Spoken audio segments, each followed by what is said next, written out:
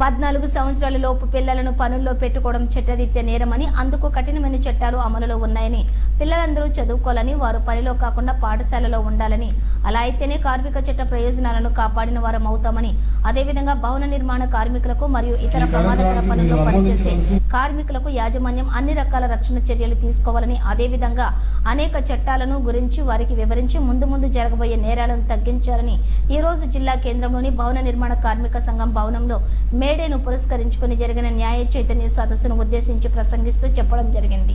ఈ కార్యక్రమంలో స్థానిక town police station sub inspector Aruna, court liaison officer Sampath Reddy, traffic inspector Shyam Sundar, పట్టణ భవన నిర్మాణ కార్మిక సంఘం అధ్యక్షులు శంకర్ మేస్త్రి మరియు కార్మిక సంఘం నాయకులు ఇతర సభ్యులు పాల్గొన్నారు. మామూలుగా చేతులు కొడితే ఒక శిక్ష, రాయితం కొడితే ఒక జైలు శిక్ష, మామూలుగా కొట్టడం ఎక్కువ గాయం కలగజేస్తే 3 ఏళ్ళు జైలు శిక్ష, అదే రాయితోనో కర్రతో కొట్టి గాయం కలగజేస్తే 14 ఏళ్ళు జైలు శిక్ష, మధ్యాహ్నం కూడా చేస్తే దొంగతనం ఒక జైలు శిక్ష, ఇట్లా నడుచుకుంటూ పోయి వాళ్ళ చేతుల నుంచి గుంజుకొని దొంగతుంది ఒక శిక్ష, రాత్రిపూట ఇల్లు డోర్లు బద్దలు కొట్టి దొంగతనం చేస్తే 14 సంవత్సరాలు జైలు శిక్ష. అట్లా రకరకాల చట్టాలు ఉన్నాయి, శిక్షలు ఉన్నాయి. వీటన్నిటిని ఒక దగ్గర కూర్చితే దాన్ని భారతీయ శిక్షా స్మృతి అంటారు. అదొక చట్టం.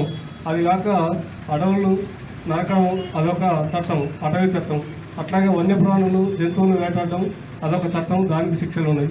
గంజాయి రవాణా, సాగు, కొనుగోలు, తయారీ ఏదైనా దానికి ఒక చట్టం ఉంది. అట్లాగే సారా రవాణా, తయారీ, కొనుగోలు, అమ్మకం దేనికైనా ఒక శిక్ష, దానికి ఒక చట్టం ఉంది. ఇట్లా దేశంలో ఒక 10,000 చట్టాలు ఉన్నాయి.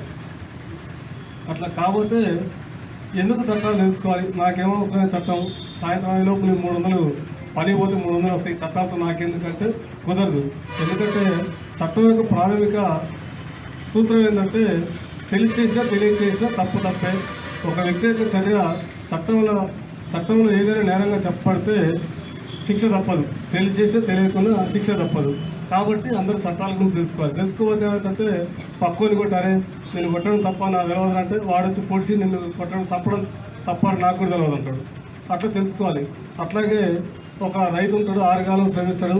ఎందుకు నాకు ఈ చట్టాలు అనుకుంటే ఆయన మార్కెట్కి పోతే చట్టం గురించి తెలియకపోతే ఏ రేట్ ఇస్తే ఆ రైతు నా పేరు అరుణ అనేసి మా తాతయ్య గారు, నా మొదటి నేమ్ అరుంధతి అయి ఉండే.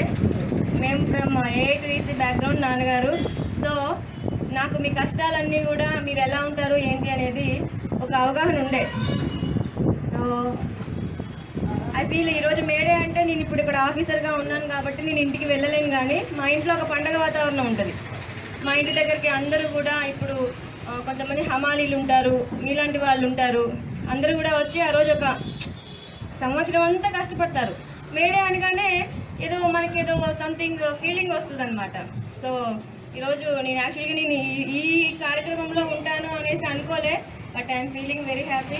ఇందాక మా ట్రాఫిక్ ఎస్ఐ గారు చెప్పినట్లు ఎందరూ పగలంతా కష్టపడతారు, నైట్ ఒళ్ళంతా అలసిపోయి వెళ్ళేటప్పుడు 90 వేసుకుందాం 60 వేసుకుందాం అనేసి వెళ్తారు.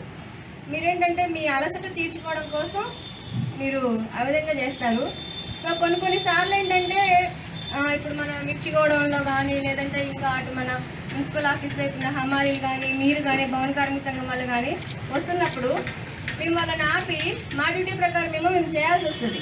కానీ మనసులో కింద బాగుంటుంది, అరే పగలంతా కష్టపడరు కదా అనేసి. మేము చెప్తాం, అమ్మ తాగి నడపొద్దు, ఇంటికి వెళ్ళేసి మీకు కావాలంటే ప్రశాంతంగా తీసుకోండి అంటే అది మీకు పాసిబుల్ అవ్వకపోవచ్చు.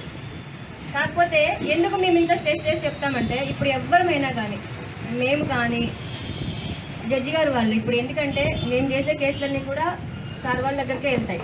ఎస్పెషల్లీ